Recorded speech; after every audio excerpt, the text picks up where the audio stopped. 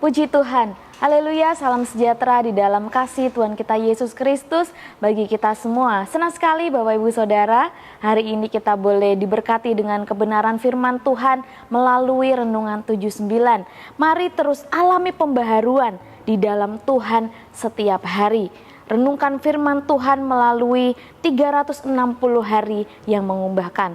Bapak Ibu Saudara, pembacaan kita hari ini sampai kepada Kisah Para Rasul pasal yang ke-15. Kita akan sama-sama membuka Alkitab kita dalam Kisah Para Rasul pasal yang ke-15. Kita akan melihat di ayat yang pertama dan ayat yang kedua. Kisah Para Rasul pasal yang ke-15 ayat yang pertama dan kedua, demikian firman Tuhan. Beberapa orang datang dari Yudea ke Antiokhia dan mengajarkan kepada saudara-saudara di situ, jikalau kamu tidak disunat menurut adat istiadat yang diwariskan oleh Musa, kamu tidak dapat diselamatkan. Tetapi Paulus dan Barnabas dengan keras melawan dan membantah pendapat mereka itu. Akhirnya ditetapkan supaya Paulus dan Barnabas serta beberapa orang lain dari jemaat itu pergi kepada rasul-rasul dan penatua-penatua di Yerusalem untuk membicarakan soal itu. Saya memberikan tema renungan hari ini yaitu Taurat dan Rahmat. Bapak Ibu Saudara, mari kita observasi kisah ini ya, siapa saja tokoh yang terlibat di dalam kejadian atau peristiwa ini. Ada orang-orang Yudea yang ke Antiokhia. Ya, ayat yang pertama yang kita baca di sana dikatakan ada orang-orang dari Yudea yang ke Antiokhia. Juga di sana ada Paulus dan Barnabas. Kemudian kalau kita baca ayat-ayat selanjutnya ada beberapa orang dari jemaat dan penatua-penatua. Ada Petrus, juga ada Rasul Yakobus. Apa dan bagaimana peristiwa ini terjadi? Ya Bapak Ibu Saudara, jadi pada saat itu ada beberapa orang yang datang dari Yudea ke Antiokhia. Mereka mengajarkan bahwa orang yang bukan Yahudi atau orang yang dikatakan non-Yahudi, mereka yang tidak bersunat, atau orang-orang dari bangsa lain yang telah percaya kepada Yesus harus disunat, harus diwajibkan untuk menuruti segala hukum Musa. Itu yang mereka ajarkan.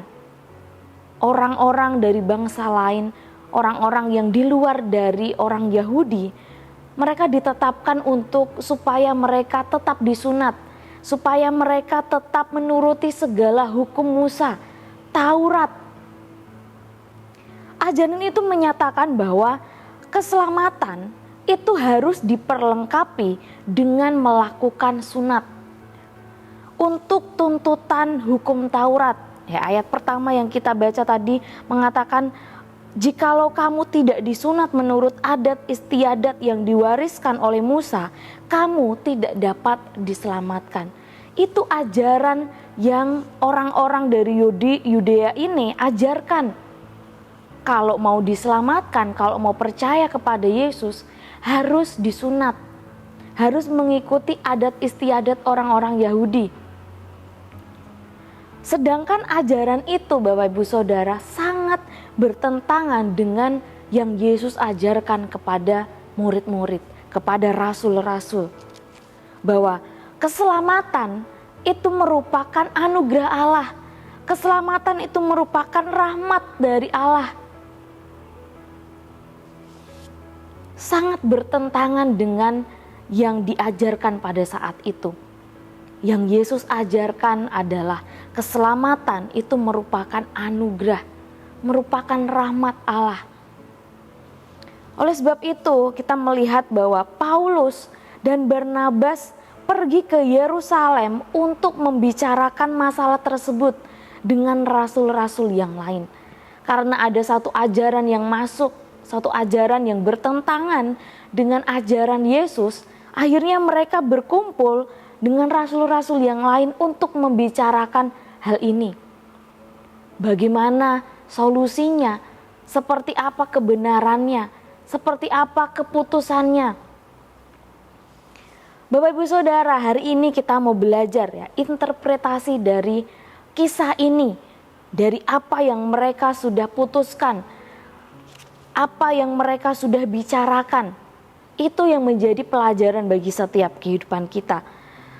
Dari yang mereka bicarakan, itu ada dua hal yang ditekankan oleh Petrus. Yang pertama yaitu Petrus menjelaskan bahwa Tuhan itu tidak membeda-bedakan mana orang Yahudi dan mana yang bukan orang Yahudi. Hal pertama yang rasul-rasul bicarakan dan menjadi suatu hal yang ditegaskan, menjadi keputusan, suatu kebenaran yang diucapkan adalah bahwa Tuhan tidak pernah membeda-bedakan orang. Tuhan tidak pernah membeda-bedakan mana orang Yahudi, mana yang bukan orang Yahudi. Mana yang dikasihi, mana yang tidak dikasihi. Tuhan tidak pernah membeda-bedakan. Tuhan mengasihi setiap orang yang percaya kepadanya. Semua sama di mata Tuhan. Galatia 3 ayat yang ke-27 sampai 28 mencatat, karena kamu semua yang dibaptis dalam Kristus telah mengenakan Kristus. Dalam hal ini tidak ada orang Yahudi atau orang Yunani. Tidak ada hamba atau orang merdeka. Tidak ada laki-laki atau perempuan, karena semua sama, satu di dalam Kristus Yesus. Tuhan tidak membeda-bedakan mana orang Yahudi, mana bukan orang Yahudi. Suatu kebenaran yang kita dapat pelajari hari ini, Tuhan kita memandang setiap pribadi kita sama. Tidak ada yang lebih dikasihi dan mana yang tidak dikasihi. Setiap orang yang percaya kepada Tuhan Yesus Kristus dikasihinya. Semua sama di mata Tuhan. Tidak ada mana yang lebih penting dan mana yang tidak penting. Semua sama di mata Tuhan. Itu hal yang pertama yang disampaikan oleh rasul-rasul dalam pembicaraan mereka. Yang kedua adalah tentang keselamatan.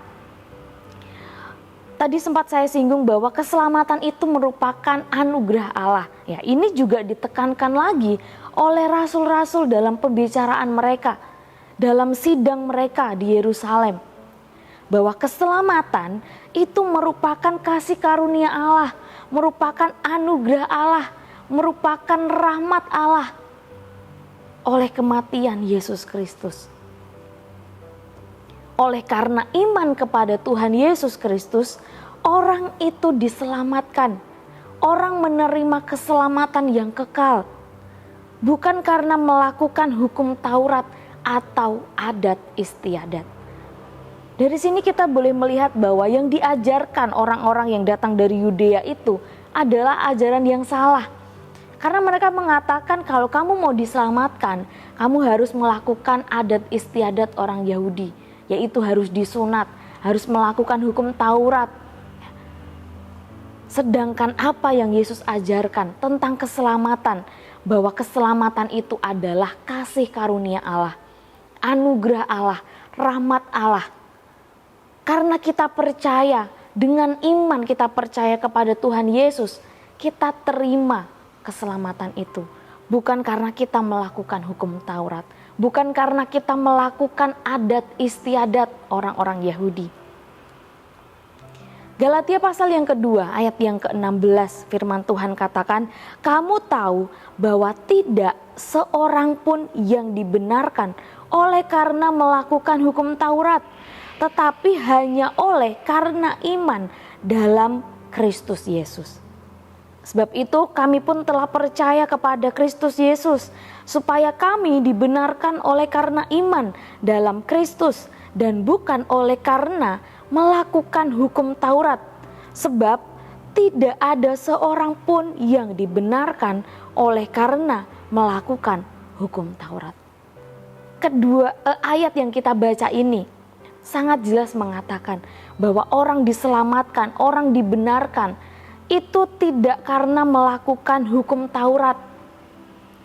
Tidak seorang pun dibenarkan oleh karena melakukan hukum Taurat. Tidak ada seorang pun yang diselamatkan karena melakukan hukum Taurat, melainkan karena percaya kepada Kristus Yesus. Orang-orang yang percaya kepada Yesus tidak perlu disunat sebagai bentuk mentaati hukum Taurat, melainkan harus sunat hati, yaitu meninggalkan hal-hal yang lama, yang jahat di mata Tuhan. Itu yang harus dilakukan. Bapak Ibu Saudara, yang menjadi aplikasi untuk setiap kehidupan kita, tindakan nyata apa yang harus kita lakukan, yaitu jangan membeda-bedakan orang, baik dalam hal suku, ras, warna kulit, kasta, atau intelektualitas ya. Mari bersikaplah sama, memandang satu dengan yang lain. Kita belajar bahwa Tuhan kita tidak membeda-bedakan. Mereka memandang setiap pribadi kita sama. Tuhan mengasihi kita. Mari kita juga belajar untuk tidak membeda-bedakan orang dalam hal suku, ras, warna kulit, dan lain sebagainya. Mengasihi semua orang, berbuat baiklah kepada semua orang tanpa memandang bulu. Itu hal yang pertama. Yang kedua, kita belajar kalau keselamatan itu merupakan anugerah Allah, rahmat Allah. Mari kita belajar untuk meninggalkan perbuatan-perbuatan apa yang lama, yang tidak berkenan di mata Tuhan, dan melakukan apa yang benar di mata Tuhan sebagai bukti bahwa kita telah diselamatkan. Itu yang harus kita lakukan. Tidak membeda-bedakan orang. Kemudian mari kita menghargai keselamatan itu sebagai anugerah Tuhan dengan meninggalkan perbuatan-perbuatan lama yang jahat, yang tidak berkenan di mata Tuhan. Puji nama Tuhan Bapak Ibu Saudara, lewat kebenaran firman Tuhan yang kita dengar hari ini, kembali mengingatkan setiap kehidupan kita untuk kita hidup dalam setiap kebenaran firman Tuhan. Terima kasih Bapak Ibu Saudara telah mengikuti Renungan 79. Kiranya firman Tuhan yang kita dengar hari ini boleh menjadi berkat bagi setiap kehidupan kita. Bagi Bapak Ibu yang rindu didoakan untuk pokok doa tertentu atau menceritakan kesaksian, dapat menyalurkan melalui chat WhatsApp di 0813 2742 0088. Puji Tuhan, mari tundukkan kepala, kita sama-sama berdoa. Terima kasih Tuhan, kami mengucap syukur untuk kebenaran firman-Mu yang kami dengar hari ini. Kami belajar untuk tidak membeda-bedakan orang-orang di sekitar kami. Kami mau belajar seperti Engkau Tuhan, yang juga tidak membeda-bedakan kami, yang mengasihi kami semua. Kami juga belajar untuk menghargai keselamatan itu sebagai anugerah Tuhan di dalam setiap kehidupan kami, dengan meninggalkan kehidupan yang lama, dengan meninggalkan perbuatan-perbuatan yang jahat di mata Tuhan, dan melakukan apa yang benar, yang berkenan di hadapan-Mu. Terima kasih Tuhan, kiranya kami, keluarga besar GPDL Syade Magelang, mengasihi Engkau Tuhan Allah dengan segenap hati, dengan segenap jiwa, dengan segenap akal budi, dan dengan segenap kekuatan kami. Kiranya kami mengasihi sesama seperti mengasihi diri kami sendiri. Mengucap syukur, kami terima kebenaran firman-Mu di dalam nama Tuhan Yesus Kristus. Haleluya. Amin.